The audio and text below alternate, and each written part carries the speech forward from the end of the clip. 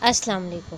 اسلام آباد میں بھارتی جاسوس حسینہ ایٹمی انجینئرز کا شکار کرتی رہی۔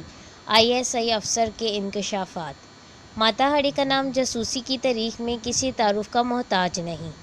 وہ پیشے کے لحاظ سے تو ایک رقاصہ تھی، مگر اس نے پہلی جنگ عظیم کے دوران جرمنی کے لیے اپنے اس فن کے ذریعے جاسوسی کی دنیا میں یادگار خدمات انجام دی، مگر بالآخر وہ اتحادیوں کے ہتھے چڑھ گئی اور فرانسیسیوں نے اسے گولی کا نشانہ بنا کر انجام کو پہنچا دیا۔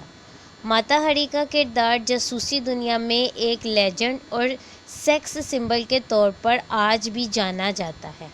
کچھ اسی نوعیت کی ایک بھارتی دوشیزہ سے ہمارا واسطہ پڑا اور اس کا کردار ہمارے ریکارڈ میں اپنے انمٹ نقوش چھوڑ گیا۔ اسلام آباد کے متعدد سفارت خانوں نے اپنے عملے کے بچوں کی ابتدائی تعلیم و تربیت کی غرض سے ایمبیسی اسکول کھول رکھے ہیں، خاص طور پر ان ممالک میں جن کے عملے کی تعداد زیادہ ہے اور طالب علم بھی کافی تعداد میں ہیں۔ یہ سلسلہ دنیا کے تقریباً سبھی ممالک میں موجود ہے اور بظاہر کسی حوالے سے بھی سفارتی آداب اور قواعد کے خلاف نہیں، مگر یہ بھی ایک حقیقت ہے کہ ان اسکولوں میں محض درس و تدریس کا کام ہی نہیں ہوتا، بلکہ ان اسکولوں کے عملے کے کئی اراکین کو تعلیمی سرگرمیوں کی آڑ میں جاسوسی کے کام پر بھی مامور کیا جاتا ہے، یا تربیت یافتہ جاسوس اساتذہ کے ظاہری روپ میں ان اسکولوں میں تعینات کر دیے جاتے ہیں۔ یہ ایمبیسی اسکول دراصل سفارت خانے کی عمارت سے جدا ایک ایسے بیس کے طور پر استعمال ہوتے ہیں جہاں نہ صرف خفیہ سرگرمیوں کی نگرانی احسن طریقے پر ہو سکے، بلکہ تخریب کاری اور دہشت گردی کی کارروائیوں کے منصوبے بھی بآسانی عمل میں لائے جا سکیں۔ اساتذہ کے روپ میں تعینات کیے گئے خفیہ ایجنٹ ہمہ وقت میزبان ملک کے خلاف کسی بھی خفیہ کارروائی کے لیے تیار رہتے ہیں اور یہ اسکول ان ایجنٹوں کو مکمل تحفظ اور سہولیات فراہم کرتے ہیں۔ خفیہ ایجنٹ اسی طرح کے دوسرے اداروں مثلاً ایئر لائنز کے دفاتر، ہوٹلوں، لینگویج سینٹرز، ایوان ہائے ثقافت و دوستی اور مراکز اطلاعات میں بھی تعینات کیے جاتے ہیں۔ ہمیں اپنی معمول کی چیکنگ کے دوران اسلام آباد میں قائم انڈین ایمبیسی اسکول کے ایک میس وینا کی سرگرمیاں کچھ مشکوک نظر آئیں۔ مسلسل نگرانی کے بعد ہمیں پتہ چلا کہ اسکول کی تدریسی سرگرمیوں میں وہ تو کم حصہ لیتی ہیں، مگر اکثر اوقات شکار کی تلاش میں اسلام آباد کے چند گھروں میں دکھائی دیتی ہے۔ ہمیں یہ بھی معلوم ہوا کہ مس اینا کا بھارتی سفارت خانے کے ڈیفنس اتاشی اور راء کے فرسٹ سیکرٹری سے مستقل رابطہ ہے۔ یہ دونوں پاکستان کے دفاعی اور ایٹمی راز معلوم کرنے کے در پہ تھے اور بھارتی ماتا ہری ان کی ہدایات پر کام کرتی تھی۔ مس وینا کی عمر 25 یا 26 سال کے لگ بھگ تھی، مگر دیکھنے میں وہ 18-19 سال کی بے ضرر اور معصوم سی لڑکی لگتی تھی۔ ستواں ناک، کتابی چہرہ، کھلا ہوا رنگ، انتہائی متناسب جسم، چال ڈھال میں ایک خاص قسم کا بانگ پن اور گفتگو کا مخصوص انداز اس کے خطرناک ہتھیار تھے۔ اس کی خاموش نظریں بھی گہرائیوں تک سرایت کرتی محسوس ہوتی تھیں۔ اس کے چہرے پر ہمہ وقت ایک ہلکی سی مسکراہٹ تو رہتی، لیکن اس کی نظروں میں ایک ایسی اداسی بھی دکھائی دیتی تھی جسے صدیوں پرانا ایک محل اپنی لٹی ہوئی تابناکیوں، خوشیوں اور روشنیوں کے لوٹ آنے کے کربناک انتظار میں ہو، جیسے وقت کے بے رحم ہاتھ لمحہ بہ لمحہ اسے ریزہ ریزہ کر رہے ہوں، یا جیسے ایک تھکن سے چور چور مسافر اپنی منزل کا نام بھی بھول چکا ہو، مگر پھر بھی ایک لامتناہی سفر پر ہو۔ مس وینا کا بدن اور روح بھی ایک دوسرے سے جدا جدا گمسم کسی انجانی منزل کی تلاش میں رہتے۔ مزید معلومات کے لیے ہم نے ایک پاکستانی ہندو لڑکے کو انڈین ایمبیسی اسکول میں داخلہ دلوایا۔ اس کی ماں نے ہماری ہدایات پر یہ ظاہر کیا کہ وہ اپنے بچے کی تعلیمی سرگرمیوں کے بارے میں بے حد متفکر ہے اور وہ ان سرگرمیوں کے بارے میں آگاہ رہنا چاہتی ہے۔ وہ ہر دوسرے تیسرے روز اسکول جانے لگی اور یوں آہستہ آہستہ مس وینا کے ساتھ دوستی استوار کرنے میں کامیاب ہو گئی۔ جلد ہی ان کی دوستی اسکول کی حدود سے نکل کر گھر اور مارکیٹ تک آ گئی۔ وہ متواتر ایک دوسرے کو ملتی، شاپنگ اکٹھے کرتی، سینما جاتی اور اسلام آباد کے تفریحی مقامات پر اکٹھے گھومنا پھرنا بھی ان کا معمول بن گیا۔ وینا اسے محترمی کا شکار کر کے اسے اپنے مقاصد کے لیے استعمال کرنا چاہ رہی تھی اور یہ نہیں جانتی تھی کہ یہ معصوم شکار خود اس کا شکاری ہے۔ کچھ ہی عرصے بعد ہمیں اس شک کی تصدیق ہو گئی کہ مس وینا کا اسکول کی تدریسی سرگرمیوں میں کوئی کردار نہیں۔ وہ بھارتی جاسوس ہے اور ہمہ وقت اپنے آقاؤں کے حکم کی بجا آوری میں مشن کے لیے تیار رہتی ہے۔ اب ہماری نظریں اس کی آمد رفت اور روزمرہ کی مصروفیات پر مذکور ہو گئیں اور ہم اس انتظار میں تھے کہ وینا کے پھینکے ہوئے کانٹے میں کون سی پاکستانی مچھلی پھنستی ہے۔ ایک روز بھارتی ایمبیسی کی جانب سے اسلام آباد کے ایک بڑے ہوٹل میں کمرہ بک کروایا گیا۔ یوں تو ایک معمول کی بات تھی، مگر سفارت خانے کے مہمانوں کو شناخت اور ان کے بارے میں جاننا ہمارے فرائض میں شامل تھا۔ ہوٹل سے ہمارے آدمی نے اطلاع دی کہ مس وینا بھارتی ڈیفنس اتاشی کی گاڑی میں سفارت خانے کے عملے کے ایک رکن مسٹر کھنہ کے ساتھ، جو را کی ٹیم کا ممبر بھی تھا، ہوٹل پہنچی ہے اور کھنہ وینا کو ہوٹل کے کمرے میں چھوڑ کر لابی میں بیٹھا شاید کسی مہمان کا منتظر ہے۔ ہم نے ایئرپورٹ سے رابطہ کیا تو معلوم ہوا کہ اس وقت کوئی جہاز نہیں آ رہا اور نہ ہی بھارتی سفارت خانے کے کوئی ایئرپورٹ رپورٹ کی گئی ہے۔ اس سے ظاہر ہوا کہ مہمان کو یہیں کا ہے۔ ہم نے سیٹی بجا دی اور ہماری ٹیم نے ضروری ساز و سامان کے ساتھ اپنی پوزیشن سنبھال لی۔ چند لمحوں کے بعد پرویز نامی ایک پاکستانی نوجوان، جس کے چہرے سے سراسیمگی اور خوف ٹپک رہا تھا، ہوٹل کی لابی میں داخل ہوا۔ مسٹر کھنہ نے آگے بڑھ کر بڑی گرم جوشی سے اس کا استقبال کیا اور کہا، آئے پرویز صاحب، ہم تو آپ کے دیر سے منتظر ہیں، اور اسے اس کمرے میں لے گیا جہاں وینا آنے والے لمحوں کے تانے بانے بن رہی تھی۔ وقت ضائع کیے بغیر ہمارے ساتھیوں نے پہلے سے طے شدہ پروگرام کے مطابق کپڑے تبدیل کیے اور مختلف روپ دھار کر اپنے اپنے ڈیوٹی کے مقام پر پہنچ گئے۔ توقع کے عین مطابق کمرے سے روم سروس کو انٹرکام پر چائے اور سینڈوچز کا آرڈر دیا گیا۔ ہمارے تربیت یافتہ ویٹر فوری طور پر چائے کی ٹرالی لے کر روانہ ہو گیا، جس میں ایک چھوٹا سا ٹرانسمیٹر نصب تھا۔ واپسی پر ویٹر نے بتایا کہ وینا اپنے مہمان پر اپنا سب کچھ نچھاور کرنے کے لیے بے چین ہے، مگر اس کا مہمان سہما ہوا اور شرمیلا سا ہے۔ جبکہ مسٹر کھنہ بہرحال مس وینا اور پرویز کی گفتگو رسمی تعارف تک ہی محدود رہی۔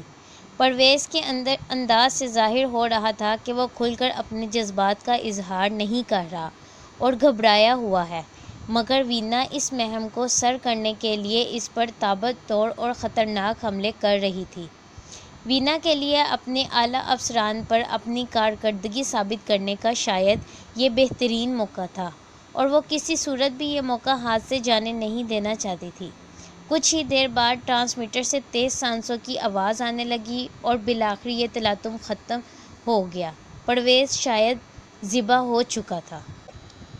پرویز تقریباً آدھا گھنٹہ کمرے میں رہا اور وینا کو اپنا ایڈریس لکھوا کر اور وصل کا ایک اور وعدہ لے کر نیچے آ گیا، مگر اس کی حرکات و سکنات سے صاف ظاہر ہو رہا تھا کہ اس کی گھبراہٹ جوں کی توں ہے۔ ہوٹل سے نکلتے ہی ہم نے اس کا پیچھا کیا اور اسے اپنی گاڑی میں بٹھا کر اپنے ریسٹ ہاؤس لے گئے۔ ایک لمحے میں اس کے سارے حسین خواب منتشر ہو گئے۔ تفتیش شروع ہوئی تو وہ اپنی شناخت کرانے سے ہچکچا رہا تھا۔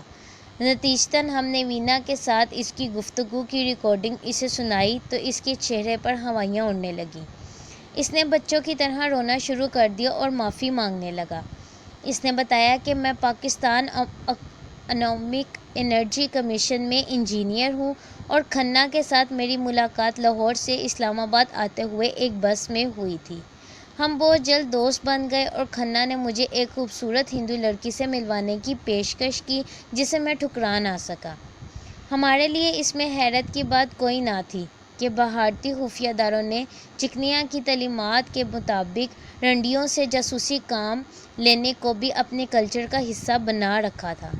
اس کھیل کو آگے بڑھانے کے لیے ہمارے پاس اور بھی بہت سے راستے تھے۔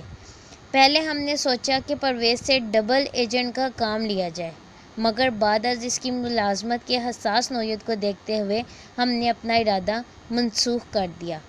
تاہم اس واقعے کی ایک رپورٹ اس کے متعلقہ محکمے کو بھجوا دی گئی اور پرویز کو ملازمت سے فارغ کر دیا گیا۔ بہرحال پرویز سے ملاقات کے بعد مس وینا ابھی ہوٹل کے کمرے میں موجود تھی۔ یا تو وہ کھنہ کا انتظار کرتی یا پھر ایمبیسی فون کرتی کہ ہوٹل میں میری ڈیوٹی پوری ہو گئی ہے اور مجھے آ کر یہاں سے لے جایا جائے۔ اب ہمارے پاس ہوٹل کا محاذ ہی تھا اور وقت بہت کم۔ وینا تک رسائی حاصل کرنا خطرے سے خالی نہ تھا۔ وہ ہمارے کسی بھی اہلکار کے کمرے میں موجودگی کی صورت میں الارم بجا سکتی تھی اور ہمارے لیے ایک پیچیدہ سفارتی تنازع پیدا ہو سکتا تھا۔ دوسری جانب یہ ایک ایسی صورتحال تھی جس سے فائدہ نہ اٹھانا ہماری خفیہ روایات کے خلاف تھا۔ کسی بھی رسک کی صورت میں کامیابی کی توقع 50-50 تھی۔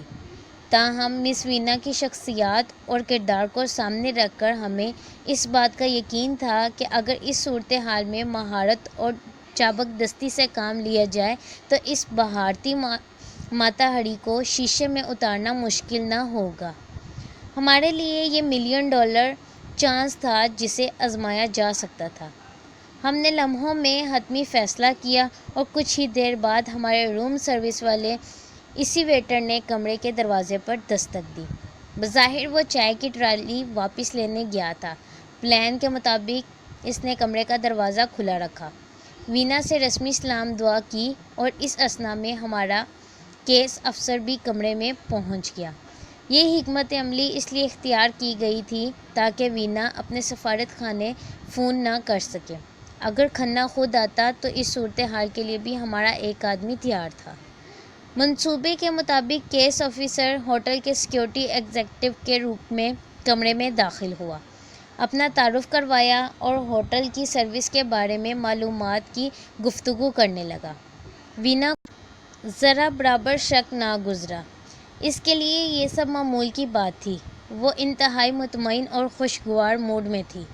ہمارے افسر نے بات کو آگے بڑھاتے ہوئے بھارتی ساڑیوں فلموں کے بارے میں گفتگو شروع کر دی۔ وینا نے اس گفتگو میں دلچسپی لینی شروع کر دی اور ہمارے آفیسر کو بیٹھنے کے لیے کہا۔ ویٹر ٹرالی لے کر چلا گیا اور گفتگو کا موضوع ذاتی معلومات تک آ گیا۔ ہمارا کردار بیسیکلی کیا تھا وہ تو آپ کو اندازہ ہو گیا، لیکن ہمارا وار یہاں کارگر ثابت ہوا۔ وینا جلد ہی ہمارے کیس آفیسر کو تم کہنے کی حد تک آ گئی۔ وہ باتوں میں اس قدر مہو ہو گئی کہ اسے سفارت خانے نے فون کرنا بھی یاد نہ رہا۔ ادھر کھنہ اور اس کے افسران بلا یقینی طور پر اس بات پر جام مسرت پی رہے ہوں گے کہ بالآخر انہوں نے پاکستان اٹامک انرجی کمیشن سے ایک بڑی مچھلی کو اپنے جال میں پھنسا لیا تھا۔ آہستہ آہستہ ہمارے آفیسر کا لہجہ تبدیل ہو گیا اور اس کی گفتگو معنی خیز ہوتی گئی۔ جب وینا کو احساس ہوا کہ ہوٹل کے اس آفیسر کو وینا کی اس کمرے میں آمد اور اس کے مقاصد سے پوری طرح آگاہی ہے تو وینا کی صورت ایک ایسی مجبور، بے کس اور بھوکے بچے کی سی ہو گئی جیسے بیکری سے ڈبل روٹی چوری کرتے ہوئے رنگے ہاتھوں پکڑ لیا گیا ہو۔ اس کی آنکھیں بڑھ آئیں اور اس کی آواز کسی گہرے کنویں سے آتی ہوئی محسوس ہونے لگی۔ وینا نے اپنی داستان حیات سنانا شروع کر دی۔ میں اپنے والدین کی اکلوتی اولاد ہوں۔ میرے والدین نے میری پرورش اپنی انتہائی غربت اور قسم سیری کے باوجود بڑے ناز و نام سے کی۔ میں نے 2 ہی سال پہلے گریجویشن کیا ہے۔ جہیز کی لعنت سے تو ہم اچھی طرح آگاہ ہیں۔ میرے خیال میں پاکستان میں بھی یہ لعنت ابھی تک موجود ہے، جس کی وجہ سے ہزاروں لڑکیاں اپنے بالوں میں چاندنی کے تاروں کا اضافہ کیے ماں باپ کی دہلیز پر بیٹھی ہے۔ بھارت میں بھی بہت سی لڑکیاں معاشرے کی اس دلدل میں پھنسی ہوئی ہیں۔ میرا خیال تھا کہ تعلیم مکمل کرنے کے بعد ٹیچر بنوں گی، مگر کوشش کے باوجود مجھے نوکری نہ مل سکی۔ پھر ایک روز میری ایک دوست کے خاوند نے مجھے اپنے ایک دوست سے یہ کہہ کر متعارف کروایا کہ وہ ایک اعلیٰ سرکاری افسر ہے اور تمہارے لیے ملازمت کا بندوبست کر سکتے ہیں۔ بعد میں مجھے علم ہوا کہ ان کا تعلق بھارتی انٹیلی جنس سے ہے۔ انہوں نے میرا سرسری سا انٹرویو لیا اور مجھے بتایا کہ میں تمہارے لیے نوکری کا انتظام کر سکتا ہوں، مگر یہ نوکری بھارت میں نہیں، پاکستان میں بھارتی ایمبیسی اسکول میں ہوگی۔ یہ الفاظ میرے لیے انتہائی خوش کن تھے۔ میرے لیے کسی دوسرے ملک میں جانے کا تصور ہی انتہائی دلکش تھا۔ انہوں نے مجھ سے کہا کہ نوکری کا بندوبست تو ہو گیا ہے، مگر پاکستان چونکہ ہمارا دشمن ملک ہے، اس لیے تجھے چند ماہ کے لیے سیکیورٹی ٹریننگ پر جانا پڑے گا۔ میں اس کے لیے بھی تیار ہو گئی۔ دراصل مجھے خوشی اس بات کی تھی کہ مجھے بیرون ملک ملازمت مل رہی تھی، اور اس کے ساتھ ہی ساتھ مجھے ایک ایسی سرزمین دیکھنے کا موقع بھی مل رہا تھا جس کے بارے میں نے بہت کچھ سن رکھا تھا۔ چند روز بعد ایک شخص ہمارے گھر آیا۔ اس نے مجھے تقرری کا خط دیا اور کہا کہ اگلے روز تجھے سیکیورٹی ٹریننگ اسکول لے جانے کے لیے میں خود آؤں گا۔ وہ حسب وعدہ اگلے روز پھر آیا۔ میں اپنے والدین سے رخصت ہو کر اس کے ساتھ گاڑی میں سوار ہو گئی۔ ایک طویل سفر کے بعد ہم اپنی منزل پر پہنچے۔ یہ ایک پراسرار عمارت تھی اور دیکھنے میں اسکول یا تربیت گاہ ہرگز دکھائی نہیں دیتی تھی۔ میرے علاوہ وہاں 4 اور لڑکیاں بھی موجود تھیں۔ جب کورس شروع ہوا تو معلوم ہوا کہ میں کسی ٹیچر کی نہیں بلکہ جنگ کی تربیت حاصل کر رہی ہوں۔ چند ہی دنوں بعد پتہ چلا کہ اصل میں ہم ٹیچر نہیں بلکہ جاسوس بنا کر بھیجی جا رہی ہیں۔ ہمارے تربیتی سلیبس میں جسمانی ورزش، ہتھیاروں کے استعمال کا طریقہ اور ایسے لیکچرز شامل تھے جن کا مقصد پاکستان کے خلاف شدید نفرت پیدا کرنا تھا۔ علاوہ ازاں اپنے شکار کو ذہنی طور پر اپنے تابع بنانا اور خفیہ راز معلوم کرنا بھی ہماری تربیت کا اہم حصہ تھا۔ ہمیں بلو فلمیں دکھا کر بھی بتایا جاتا کہ کسی بھی مضبوط سے مضبوط اعصاب کے مرد کو کس طرح اپنا اسیر بنایا جا سکتا ہے۔ ہمیں جنسی اختلاط کے مختلف طریقے بھی بتائے جاتے تھے تاکہ ہماری کارکردگی میں کوئی کسر نہ رہ جائے۔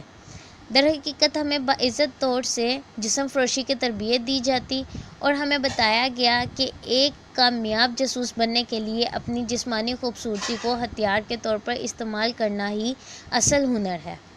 ہم میں سے کسی کو بھی اس تربیت سے اتفاق نہیں تھا، مگر اب ہمارے پاس واپسی کا کوئی راستہ نہیں تھا۔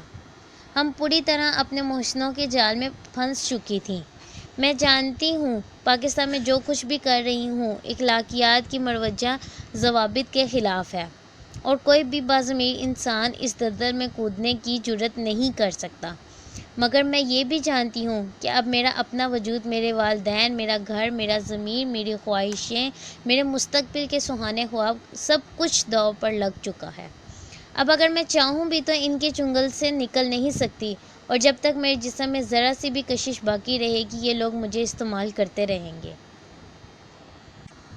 وینا یہ بات ایسے کر رہی تھی جیسے دور ویرانوں میں بھٹک رہی ہو اور اسے کوئی راستہ نہ سوجھ رہا ہو۔ اپنی کہانی سناتے سناتے اس نے کہا، حد تو یہ ہے کہ اس تربیت کے دوران ہمارے انسٹرکٹر بھی ہمارے جسموں کا اپنی مکروہ خواہشات کی تکمیل کے لیے رونتے رہے، اور ہماری تربیت مکمل ہونے تک ہماری عصمت کی چادریں بار بار تار تار ہوتی رہیں۔ تربیت کا یہ حصہ رات کے کھانے کے بعد شروع ہوتا تھا۔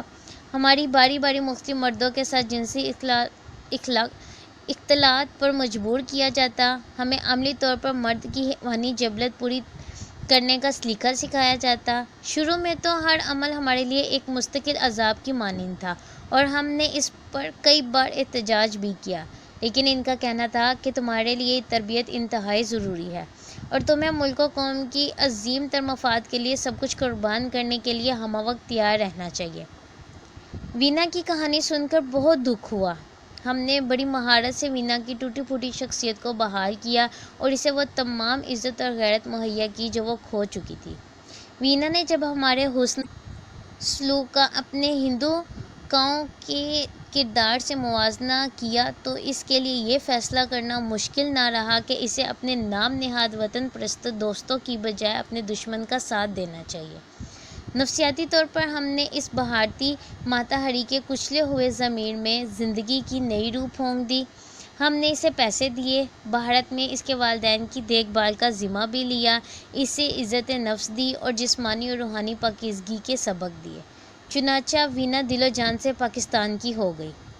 ڈبل ایجنٹ کی حیثیت سے وینا نے ہمارے لیے قابل قدر خدمات انجام دیں۔ اس نے ہمارے بعض منصوبوں کی تکمیل میں ہمارا بھرپور ہاتھ بٹایا اور انتھک محنت کی۔ وینا کی وجہ سے ہمیں ہر وقت بھارتی سفارت خانے میں ہونے والے واقعات، حالات، ان کی خفیہ ایجنڈے، ان کے طریقہ کار اور اہداف کی خبر رہنے لگی۔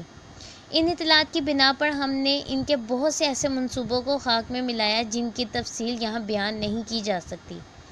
وینا کو جب پاکستان سے وطن واپسی کے احکامات موصول ہوئے تو وہ بے حد افسردہ اور غمگین تھی۔